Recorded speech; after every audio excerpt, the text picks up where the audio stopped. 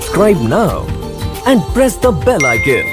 Never miss an update. Sambit Patra को तो बकबक करने के सिवा कोई काम नहीं है। उनके लिए मेरी सलाह है, बोले सही बोले, देश का किसान है, बकवास ना करें, उनकी बुद्धि ठिकाने कर देगा, सेट कर देगा। सरकार किसकी है? बीजेपी की। तो सवाल हम किससे करेंगे? बीजेपी से।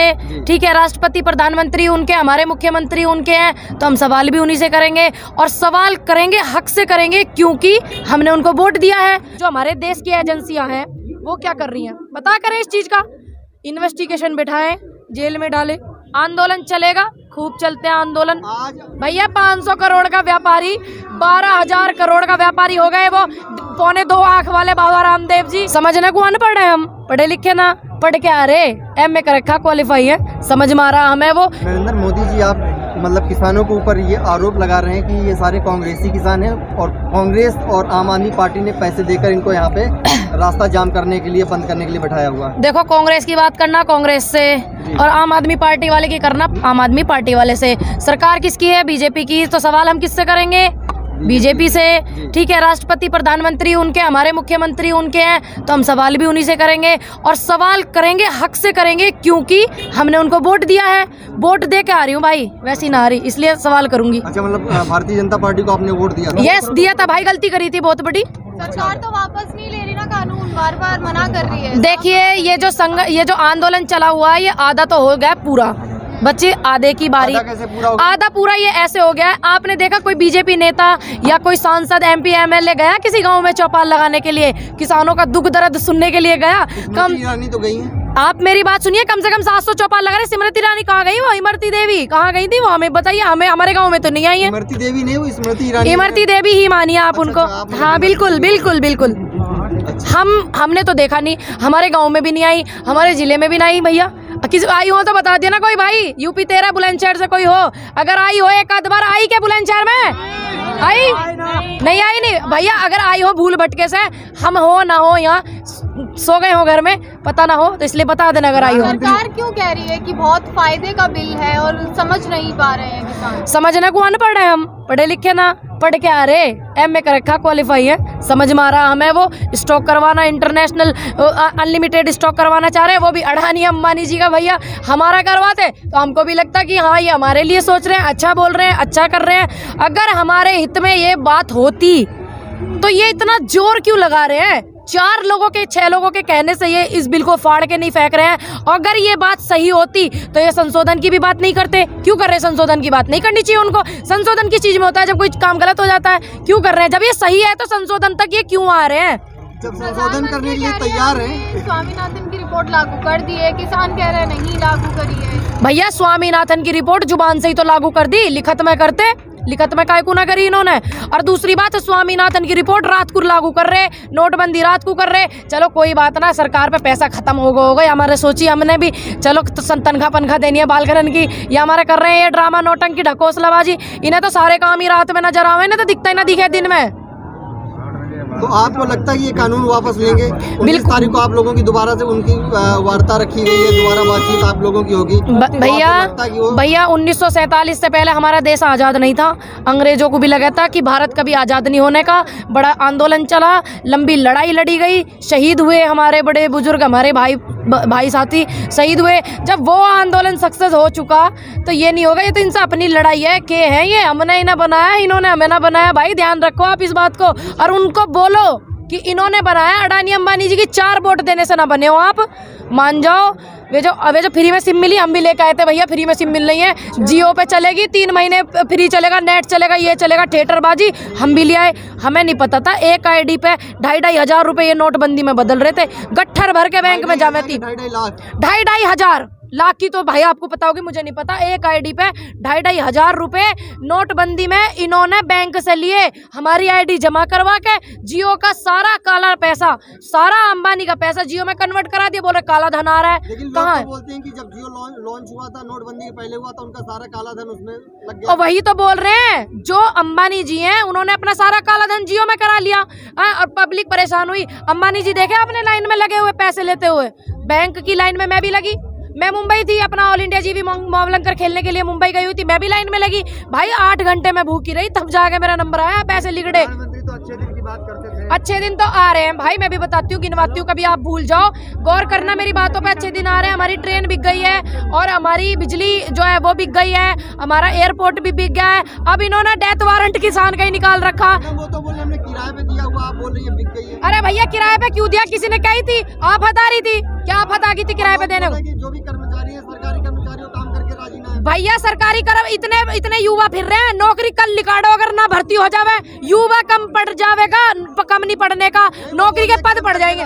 कैसे राजी ना? बिना काम करे सरकारी कर्मचारी बिना काम करे ये सारा सिस्टम झेल रहे हैं, सारे सिस्टम को चला लेंगे 4 आदमी, बताओ आप। और रही बात प्राइवेट में इनको करने की, किराए पे देने की, प्राइवेट में इसलिए दे रहे हैं जो कुली थे बेचारे उनकी नौकरी खा गए ये लोग।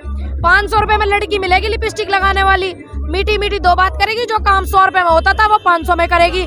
ये काम कर रहे हैं। ये अच्छे दिन है, अच्छे दिन आए बाबा रामदेव के, अच्छे दिन बाबा रामदेव के आए। कैसे आ गए मैडम? भैया 500 करोड़ का व्यापारी 12,000 करोड़ का व्यापारी हो गए वो 2.25 आंख वाले बाबा रामदेव जी, वही तो उनके अच्छे दिन आए अच्छे दिन। अंबानी जी टॉप 1st की 2nd की लिस्ट में पहुंच गए हैं। हम स्वदेशी को बढ़ावा दे रहे हैं, अपने देश का माल देश के अंदर, देश के लोग खरीदें। भैया देश का माल डंगारा मुहाल होए करे, समझो डंगारा मुहाल होए करे। हमारे हिंदुस्तान में बैठ जा कहीं, उसमें तो निचोड़ के शहद निकाल लें। ये तो आदमी किसान देश का धरती का सीना फाड़ के निकाल लें, वो हमें स्वदेशी समझावेंगे। लेबल चिपका के भेज रहे, सैंपल उनके फेल हो रहे हैं। आप जो डंगारा मुहाल होवे ना उसे निचोड़ के हाथ तक लिकाटिए भाई, सैंपल फेल नहीं होने का गारंटी दूं मैं। और रामदेव जी का सैंपल वो हुआ फेल, हुआ शहद का नहीं हुआ?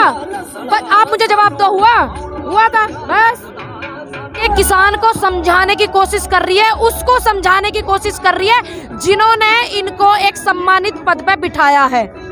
ये उन अंबानी अडानी उद्योगपतियों को समझाए कि भैया मैं अपने किसानों के साथ हूँ, मुझे उन्होंने चुना है, इस पद पे बिठाया है, मुझे माफ करें, मेरी गलती को माफ करें, मेरी भूल को माफ करें। अडानी अंबानी के लिए काम क्यों कर रहे हैं? ये तो देश के प्रधानमंत्री हैं। भैया उन्हें ये बात तो, उनके जो दिमागी संतुलन है वो खराब हो रहा है, अपने इलाज विलाज कराएं जाके, ठीक करें उसको, क्योंकि देश की जनता के लिए काम करें। प्रधानमंत्री देश के हैं, अंबानी जी के नहीं। हमें ना पता था, वो रोज कहते हैं मैं चौकीदार हूँ। अब समझ में आ रहा है वो हकीकत में चौकीदार हैं अडानी अंबानी जी के, और प्रधानमंत्री पद पे जो काम करते हैं वो उद्योगपति अडानी अंबानी जी करते हैं, वो तो सिर्फ चौकीदार ही हैं। ये सच बात है, ये बात हमें आज समझ रही। हमने सोचा कि ये देश के चौकीदार हैं, हमारे देश के चौकीदार, हमें नहीं पता था अडानी अंबानी जी के चौकीदार हैं।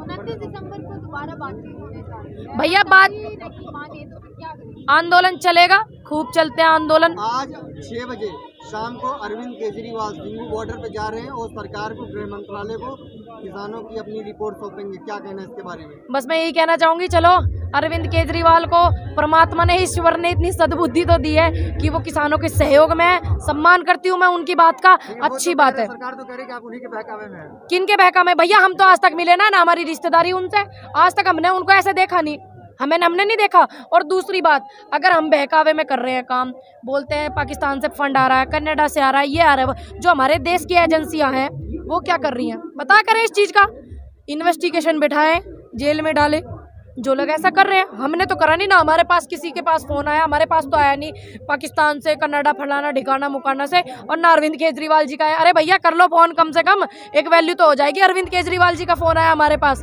कर लो भैया। संबित पात्रा कह रहे हैं कि किसान संगठन राजनीति कर रही है यहाँ पे। संबित पात्रा जी थोड़ी सी पढ़ाई करके आए, मैंने अपनी पहली बाइट में भी बोला है, उनको तो इतना तक नहीं पता 5 ट्रिलियन में जीरो कितने होते हैं, उनको नहीं पता है। थोड़ी सी पढ़ाई करें, समझें और अपना मैथ भी ठीक करें। भैया डॉक्टर कहने तो डॉक्टर हो जावे के, बता मैं हूँ, मैं शूटर हूँ, मैं कहने लग जाऊँ मैं खत्ती बड़ी हूँ, बताओ मैं हो जाऊंगी? बताओ हो जाऊंगी? नहीं होंगी ना, कहने से क्या होता है। उनको ये नहीं पता, आप उनकी बाइट निकाल के देखिए, अगर मेरी बात झूठ है तो आप मेरे खिलाफ मुकदमा कर सकते हैं। उनको इतना नहीं पता 5 ट्रिलियन में जीरो कितने होते हैं, लाइव मैंने उनका देखा है, लाइव। वो तो कह रहे हैं किसान ना समझदार है, चीजों को समझ नहीं रहा। उसे घनी समझ है, उसे इतनी तो पता ना, बरसम का जो पेड़ हो है वो गेहूं तो बड़ा है या छोटा। अगर पता है संबित पात्रा को तो आए, बताएं, आके यहाँ बात करें बात किसी से। दूसरी बात, हमारे किसान इतने शहीद हुए, ये बाद की बात थी, राजनीति दल बाद की बात थी। देश का किसान शहीद हुआ, किसी ने 2 पल के लिए मौन रखा, उनके लिए श्रद्धांजलि दी किसी नेता ने? संबित पात्रा को तो बक करने के सिवा कोई काम नहीं है। उनके लिए मेरी सलाह है, बोले सही बोले, देश का किसान है, बकवास ना करें, उनकी बुद्धि ठिकाने कर देगा, सेट कर देगा। वो बोलते हैं तो आप समझते नहीं हो। भैया हम समझने को हम ना समझें, बताइए। ठीक है, मानते हैं उम्र कम है, तजुर्बा कम है, जो देख रहे हैं सच्चाई उसी को बोल रहे हैं। अब वो बोलते हैं कि समझ नहीं है, बहकावे में आ रहे हैं। एक काम करिए, संबित पात्रा जी बीजेपी सरकार के अच्छे प्रवक्ता हैं, आप उन्हें हमारे सामने बिठा दीजिए, देखते हैं क्या वो एक दिन में 2 दिन में हमें बहका लेंगे क्या, या हम उनके बहकावे में आ जाएंगे, वो देख ले हमको बहका के। प्रधानमंत्री मोदी ने आज मन की बात कही, उनके मन की बात से कितना संतुष्ट हैं? मैं मन की बात से इतनी संतुष्ट हूँ कि किसानों पे तो वो ध्यान नहीं दे रहे। गैंडे, हाथी, टिड्डे, कीड़े मकोड़े, चीते, शेर, हाथी, उन पे बात कर रहे हैं। किसानों के बात करी उन्होंने, किसानों के बारे में 30 मिनट उनका मैंने देखा, सारी बकवास किए जा रहे हैं। और भैया जिसे अपनी वीरबानी के मन की बात ना पता हो, किसानों को क्या पता होगी, आप बताओ। चलो कहीं ना कहीं वो आपको एक मिनट सवाल सुनने दो। हाँ भैया, कहीं ना कहीं वो आप चीजों को इग्नोर कर रहे हैं, आपको समझ नहीं रहे। भैया आदमी इग्नोर कब करेगा, जब उसे दिखे हाँ मैंने गलती कर ली, कल्टी कर ले, वो कल्टी करने के लिए सोच रहे हैं। लेकिन ये भारत देश है, कहाँ जाएंगे, रहेंगे यहीं। और वो अब फंस गए हैं, सींग उलझा लिया उन्होंने, सरकार ने किसानों से। ठीक है, सींग उनका उलझ गया है और ये ऐसे छुटने वाला नहीं है, क्योंकि सच्चाई के रास्ते पे सभी लोग चल रहे हैं, इतनी मेहनत कर रहे हैं, इतना सहयोग कर रहे हैं। और सच्चाई तो ये भी है कि जब मोदी सरकार ने जो भी कानून लाया कभी उससे पीछे नहीं हटी, चाहे वो एनआरसी हो, 318 ये भैया देखिए 370 ये लेके आए, पब्लिक चुप रही, इन्होंने जो किया पब्लिक चुप रही। लेकिन अब तो इन्होंने हमारे डेथ वारंट निकाल दिया। और दूसरी बात, 370 में जितने भी इनके बीजेपी वाले नेता हैं, सारे ये चटोरे नेता, पत्तल चटोरे, जितने भी इनके चमचे हैं, 370 पे बस खामोखा की जोरी लगा रहे। कोई से ने पिलोट विलोट लिया, वहाँ लिया, कोई से ने पिलोट विलोट वहाँ पे लेते जाकर, जब देखते पता तो जब ही चलता, हम भी देख लेते भाई हाँ हमारे इन्होंने वहाँ पे पिलोट लिया हुआ है। 370 का इन्होंने सदुपयोग किया, दुरुपयोग नहीं किया हुआ है, तो बोलने दो उनको। चलिए बहुत बहुत Subscribe now and press the bell icon. Never miss an update.